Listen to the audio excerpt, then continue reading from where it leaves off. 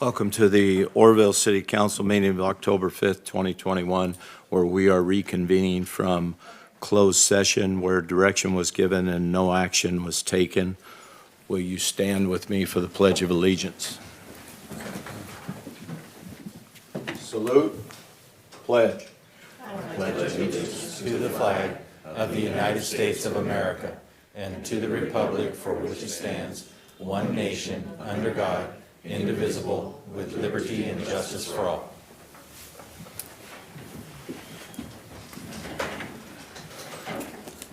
All right, I'm going to remove item number 14 from the agenda. I'm looking for a motion to adopt the agenda minus item number 14. I make a motion that we adopt the agenda minus item number 14. From my understanding, this item, decision to start was a staff decision and also the decision to It's okay. terminate was staff. So anyway, I make the motion. I'll second.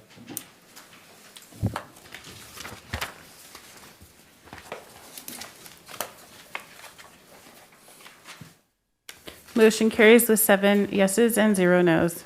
Okay, moving on to public communication. This is a time for a hearing of non-agenda items.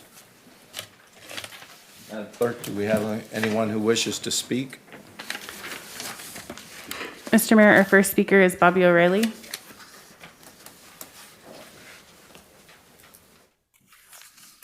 Time this out correctly. Good evening, Oroville City Council. I would like to address some concerns that have come up regarding Valmodeo Fire Department. Some of those concerns have been about training, qualifications, plans for the future, etc. To address the training and qualification concerns, I will tell you that Valmodeo Fire Department requires each individual that responds to an emergency from our department to be properly trained and properly certified before rolling out the door. For instance, I myself have received training to operate the water tender that meets or exceeds the qualifications of a department such as CAL FIRE. We receive regular trainings, both hands-on during calls and in downtime practice trainings. All of the trainings are documented, as I believe have been provided to the council and the city staff as an example. Another concern is the goals of Valmodeo Fire Department for the future. Right now, our volunteer side is open and operational. We have 3 volunteers that respond to fires within our district as well as throughout the city in an effort to maintain a partnership with the city of Oroville. Valmodeo Fire Department is committed to getting back fully operational, getting our engines back rolling, and providing top quality emergency services to the members of our district and to the community. We would love to be able to work in a partnership with the city of Oroville and the Oroville Fire Department to collaboratively bring quality of life services to the community as a whole. Should you have any questions, anyone is welcome to attend our board of directors meeting, or any of our team is always willing to answer questions that come up. Feel free to reach out. Thank you for your time. Have a wonderful and blessed evening. Our next speaker is Steve Christensen.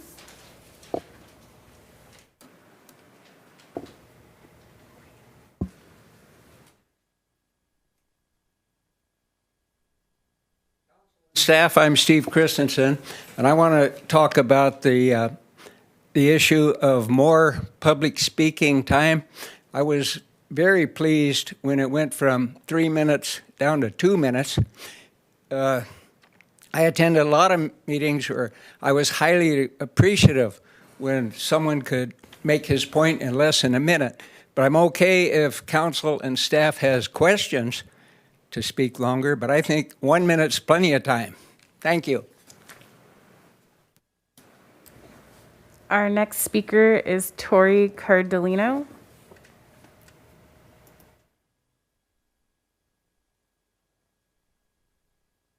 Good evening, Mr. Mayor and Council. My name is Tori Cardellino, and I'm a project manager with Veterans Housing Development Corporation.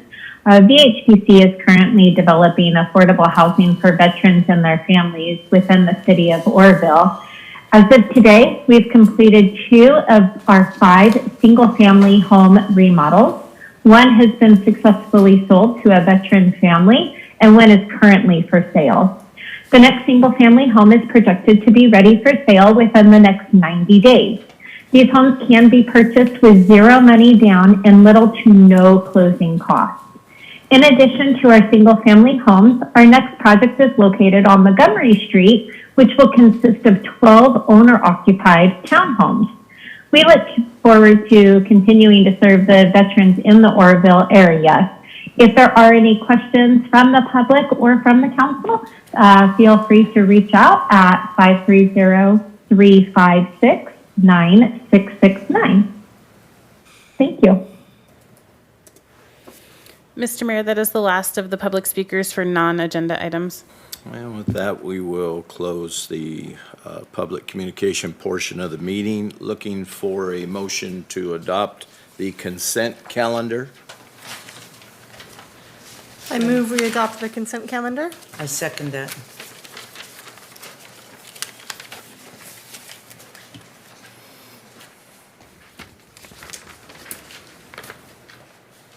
Motion carries with 7 yeses and 0 nos. Moving on to regular business, item number 15, financial analysis for fiscal year ended June 30th, 2021.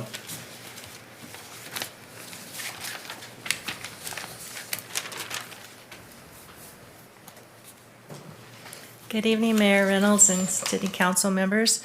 Come to you again this year with really good news. We ended the year, these are unaudited. I just need to tell you this is unaudited, but I'd like to get you the information early. Our actual audit is at the end of this month to be finalized, so this is early, but our unaudited financial statements say we're getting a $4 million surplus this year. So we had another really good year. $2.5 million of it approximately is going to be restricted because that's money we got from the coronavirus fiscal recovery that we have to spend. So it's not spendable money. But for the rest of the money, we're hoping that we could get council approval to open another trust fund for our post-employee benefits. Right now, our liability is $2 million for that, and we were hoping to open an account with $400,000 of that dollars tonight. And as far as our debt, we were able to pay off 2 loans last year. We paid off our PG&E retrofit loan, and we also paid off our Wells Fargo loan. So we did that with the prior year's surplus money, and we only have 2 outstanding debts at this time. We have pension obligation bonds from 2007, and we have a solar and energy project that we still owe on. So we're looking very good as far as our debt goes, and we continue to look for ways to get it down even further. So this also brought our general fund reserve up to $6 million, and we put another $1.5 million in it this last year. So we are well above our target for our general fund reserve policy. So we need to continue to be funding that general fund reserve for emergencies and things like that. I attached 2 analysis. One of them is a current year, how we ended the year compared to our budget. So the first column, we have budget, and then we have actual. So you can see how we did compared to our forecast, which I have to remind you that we thought our revenues were going to be really low because of the coronavirus, but they far exceeded our budget. So that was really good news. And then our last comparison, we have prior year to current year. So you can see what we spent last year and what we spent this year. So those are the 2 analyses that I sent attached to the staff report. And I'm open for questions. Do we have any questions from the public on this item? Mr. Mayor, I do not have any public speakers on this item. Having none, Councilmember Pittman wishes to speak.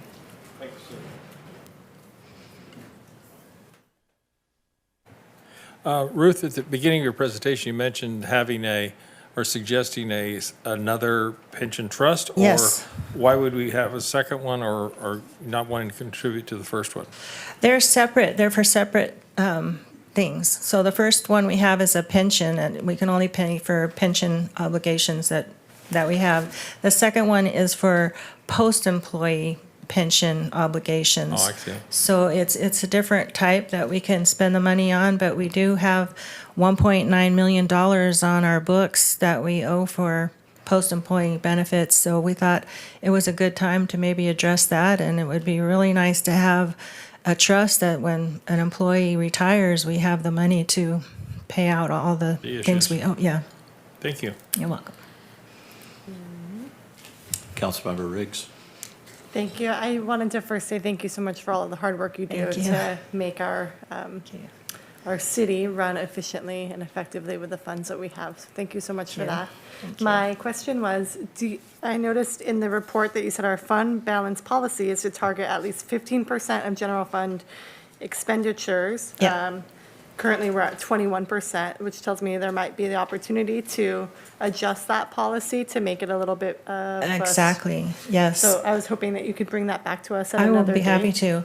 I'm also going to bring you at the next meeting a pension funding policy, so that what my goal is with that is that any savings that we expect to get off of the pension bonds, that goes straight into the fund too. So it's kind of a policy just to automatically put the savings away. Awesome. Thank you so much. You're welcome. Councilmember Smith. Yeah, I noticed that in the budget, we spent less than what was budgeted in some cases. And was that in part due to, like, in the public sector or private sector where, supply chain issues or things we're waiting on, if that in part created some of that? Just like, everyone's kind of in the same boat with projects and whatnot. So projects are taking longer to execute. Yeah, we did have a little bit of that this year.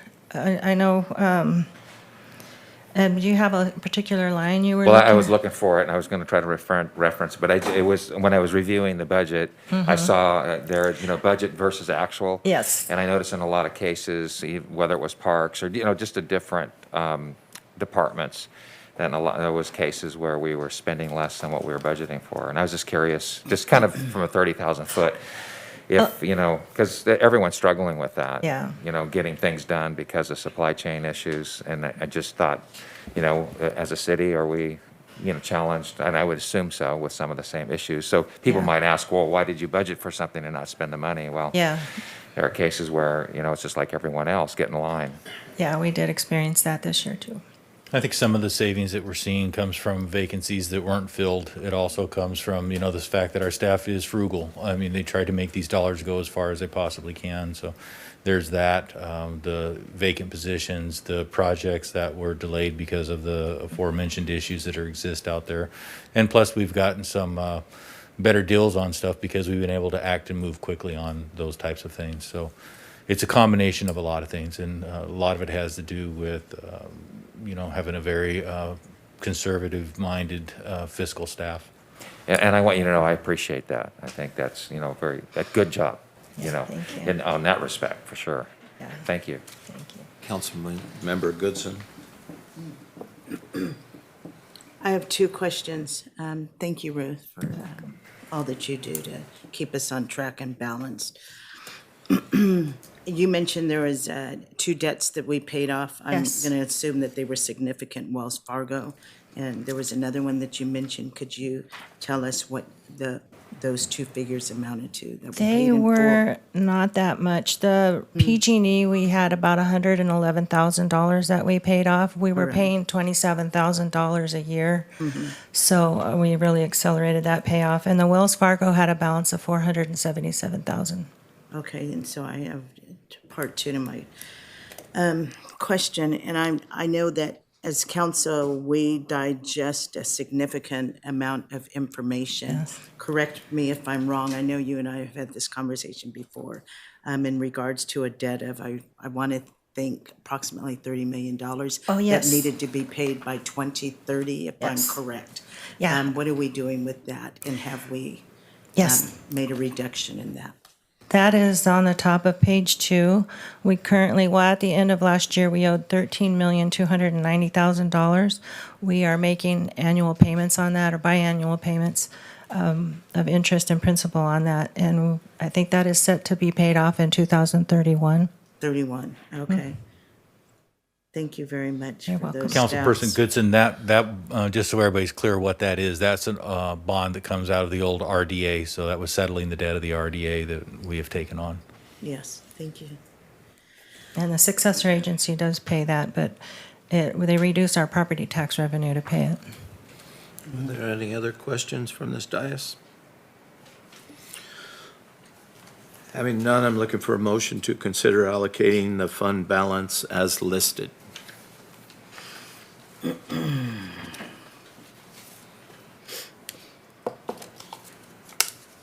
So moved. Second.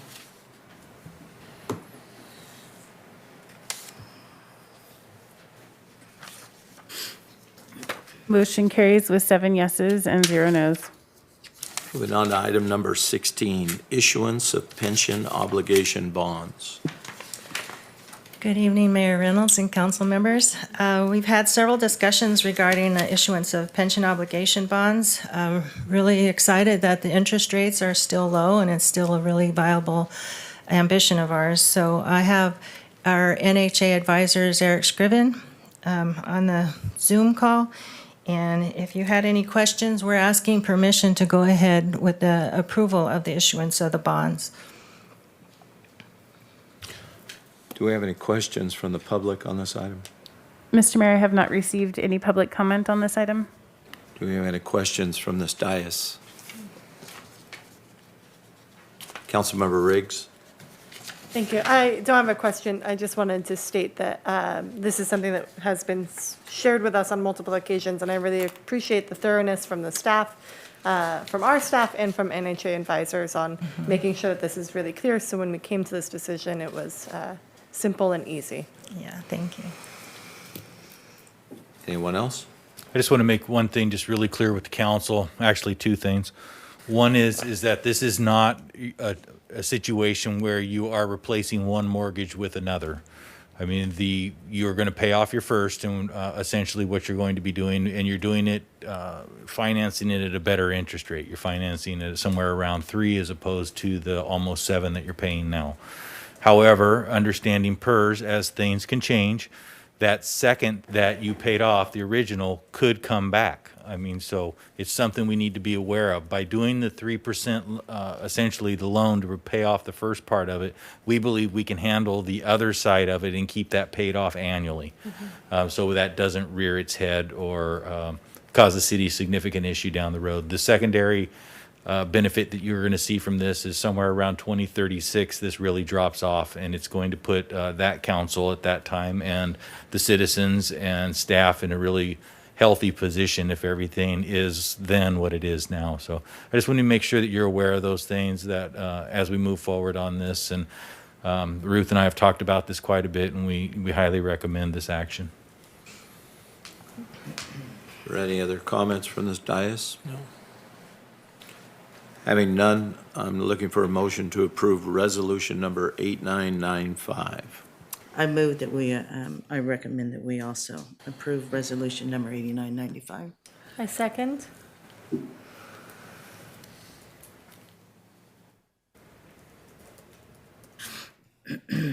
Motion carries with 7 yeses and 0 nos. Okay, moving on to reports, discussions, correspondence. Are there any announcements from the council? Councilmember Goodson? Really? I see where it is up there. Well, I think I was on from the last one. Yes, so, if I didn't see some interesting comments on social media and calls that came forth to me, then I probably would not be addressing this. So I would like to just state for the record and dispel all fake news. I do take pride in the position that I have on the dais. I have been in my position for approximately 5 years, and I have missed 3 city council meetings, the third of which was at our last city council meeting. It was stated that I was at a rally in Chico. That picture was approximately 2 years ago, and I was at the orthopedics office getting an x-ray and EKG so that I could prepare for a surgery that Thursday. For those of you who are not aware, I was mauled severely by 2 pit bulls. I've had to process that information, and I've actually put a name to both of those pit bulls, Cujo 1 and Cujo 2. And so I'm just thankful that I made it out alive. I did try and climb a fence, and that's when I fell. I do have a metal plate in my arm, a metal plate in my hand with 6 screws. This is my 3rd cast. I have another surgery to go. So I just wanted to let everybody out there know in video and TV land and social media that that is why I am sporting a cast, and that was the reason why I was not at the city council meeting at our last session. And I do want to appreciate all the well-wishers, everyone who called and supported and wished me a speedy recovery. Thank you. Well, I'm sure that I speak for everyone when I say that we're glad to see you here now and Thank you. and healthy. I know that's a lot of trauma to go through and continuing with the surgery. So, Yes. so God bless you. I'm glad you're here. Thank you, Mayor. Councilmember Smith. Yeah, and likewise, I want to just express my sentiment as well. I can't even imagine going through something like that.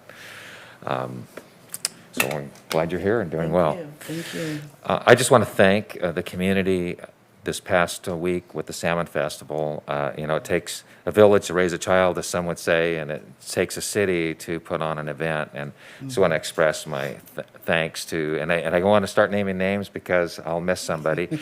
But there was, all of our various service agencies and groups and nonprofits. There was just so many that came out. But there are 2 organizations that I do want to name, and that is our Lineman College. I'm going to do more. See, and I'm already going on back on my word. But the Lineman College, they were just amazing. Really appreciate the tremendous help. And then Jordan Crossing for just a tremendous help. We could not have done it. In fact, I was told that the cleanup was just spot on. So I appreciate that coming from the Downtown Business Association, expressing that. And then the CERT team, which is a relatively new team. So because of COVID, we no longer have the STARS program and the VIPS program, which are retired sheriffs and police officers. And so I was very concerned about having an appropriate level of, emergency services or security on board. And so the CERT team, which is, I think, partly funded by FEMA, I believe, through the county, and you could probably, Bill would probably be better at this. But anyway, it's a group of volunteers that have a background in emergency services, and they really stepped up. And so those 3 agencies or organizations, just really want to express my thank you because it just made for, a good showing and an ability to, I think, provide the things that are necessary to make that happen. And then one more agency I'd be remiss, and that is the city itself. As you know, the Nature Center does a fundraiser at Friday night on the 24th, this year, the 24th, and they did it up at the Centennial Plaza. The first time, in my knowledge anyway, that property that the city did some year back in 2006, I believe, when that park was installed overlooking the river up there at the levee top. And it's just a beautiful piece. I mean, if you've not walked through Centennial Plaza, you're really missing out on, I think, just a stellar gem in our city that often people don't even know it's there. In fact, during the Salmon Festival, I heard a lot of people, I didn't know this was here. And so the Nature Center said, we'd like to do our annual dinner this year, a soiree, hors d'oeuvres, as opposed to a full dinner. In that location. And the city just pulled out all the stops and just manicured and just did a lot of, it needs to look like that all the time, guys. But I just really want to express the gratitude and thankfulness to the city and really getting our town ready to host an event like that and to invite people from the outside to come to our community and really see Oroville at its best. and, shining. And so I just want to thank you to the city. I know that our docents and, all of the volunteers in our city that make it what it is are appreciative as well. And I also heard from the Oro Dam cruisers, they were appreciative of that presence as well. So I just heard a lot of good, and we have a learning, as far as the Chamber of Commerce and my other hat that I wear, we certainly have some things we learned out of this. But anyway, just again, thank you very much, and thank you for helping make that a success. I didn't get a chance to thank you publicly, Eric, but you did an amazing job, and there's a lot of moving parts there, and there was a lot of people involved, a lot of helping hands, but we know who spearheaded it, and thank you for having the professionalism, the expertise, and just a genuine heart for the city to want to put together a good event. It was amazing, and I just want to say thank you. Thank you, Mr. Mayor. I'd also like to give a little shout out to Josh McCory with the car show. I heard there might have been somebody else involved, but I know he spearheaded that. And I believe Josh is 18 years old. I've known his family forever. And all the other guys were in their 80s, and it was going to go away, and he stepped up. So thank you, Josh. Councilmember Riggs. Thank you, Mayor. I just wanted to share that last week, or week before last rather, I attended the League of California Cities Conference in Sacramento and was pleasantly surprised by the plethora of information and knowledge provided at that conference. So I wanted to thank this council for sending me and share that there were a number of items that I thought would be applicable to our community. And so I've been working with Mr. Legrone and Ms. Nevers in order to talk through those concepts and ideas to further advance that into actual plans for our community. So thank you all. Anyone else? Looking for future agenda items?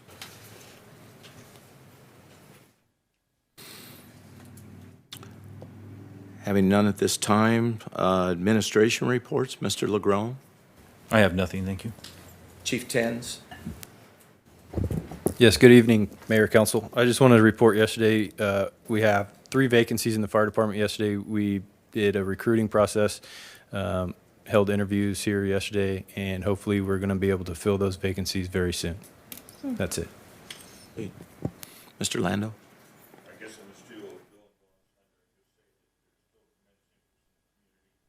Including a very large employer that is moving ahead. It'll be some time before it actually happens, but Dawn and I confirmed that they are moving ahead with the property transaction and a substantial commitment of funds to start the process. They'd rather not be disclosed. Amy? Ruth?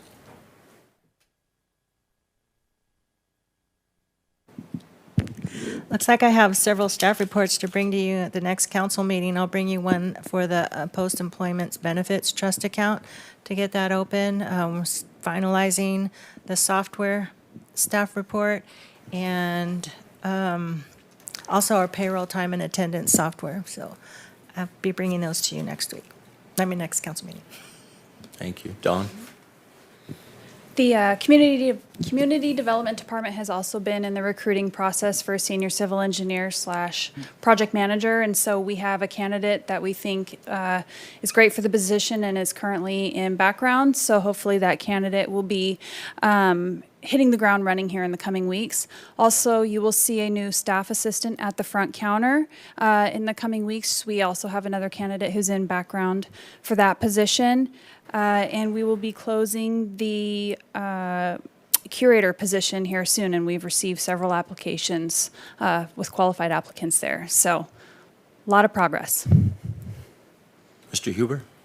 Thank you, Mr. Mayor. Council members, as you're likely aware, there's been some legislation recently that was signed by the governor.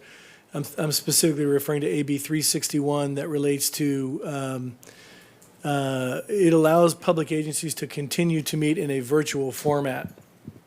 It should be noted at the beginning of this course that the Brown Act still continues. You'll recall, going back to the beginning, that that the governor issued a series of executive orders which waived all of the physical presence requirements under the Brown Act as a means of limiting the spread of COVID-19. So the governor's orders actually expired on September 30th. They allowed them to expire.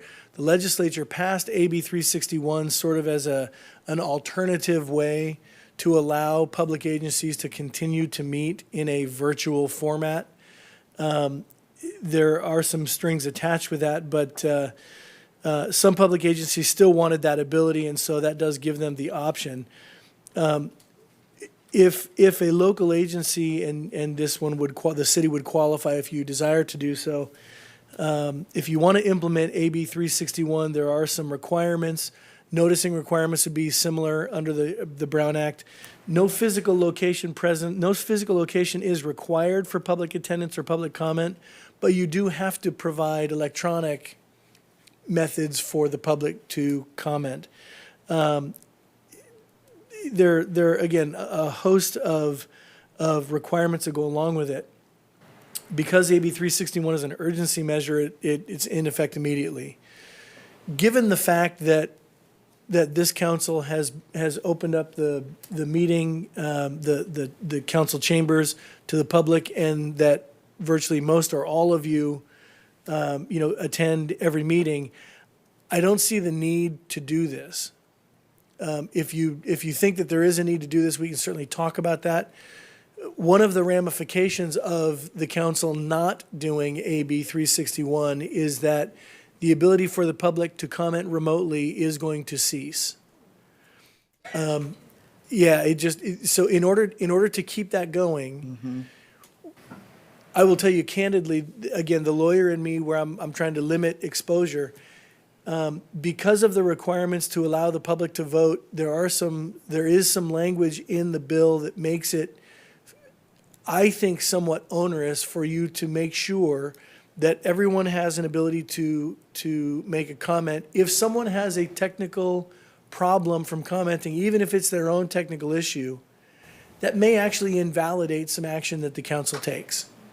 And that's the problem from my standpoint. I wish there was a way to make it so that your action wouldn't be invalidated, but if you had some controversial issue, someone would only have to file a declaration and say, I tried to connect to the meeting to provide comment. I wasn't able to provide my comment. Therefore, council, you have to re-agendize the item and redo it, have a whole new discussion. And the pitfalls are, I think, fairly large. Now, in the event there's a reason to go back to that, if the pandemic gets unexpectedly worse or if something comes up, we'll certainly cross that bridge should we need to get there.